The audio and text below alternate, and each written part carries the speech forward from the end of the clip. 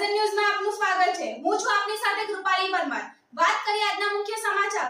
પાદરામાં કચરાના ઢગલાથી નગરપાલિકાની કામગીરી પર સવાલ। પાદરા શહેરમાં વિકાસના દાવાઓ વચ્ચે સફાઈ વ્યવસ્થાની ખરાબ હાલત સામે આવી રહી છે।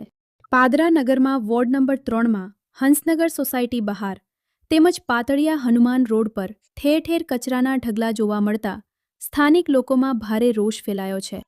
સ્થાનિક લોકોનું કહેવું છે કે કરોડો રૂપિયાનો ટેક્સ ચૂકવ્યા છતાં નગરપાલિકા દ્વારા મૂળભૂત સુવિધાઓ પૂરી પાડવામાં ઉદાસીનતા દાખવવામાં આવી રહી છે।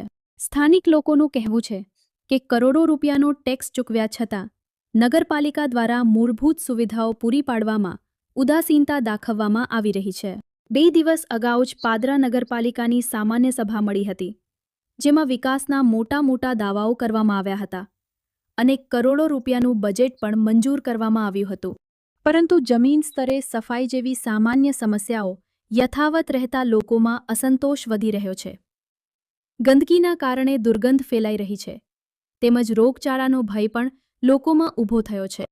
ઉલ્લેખનીય છે કે આવનારી 16મી માર્ચે નગરસેવકોની ટર્મ પૂર્ણ થવાની છે અને ત્યારબાદ સરકાર દ્વારા નિયુક્ત અધિકારી વહીવટદાર ચાર્જ સંભાળશે। ત્યારે ટર્મ પૂર્ણ થવાના પહેલા જ શહેરમાં ઠેર ઠેર પડેલા કચરાના ઢગલાઓ નગરપાલિકાની કામગીરી પર પ્રશ્નચિહ્ન ઊભું કરી રહ્યા છે અને આવનારી ચૂંટણીને લઈ લોકોમાં ચર્ચા તેજ બની છે।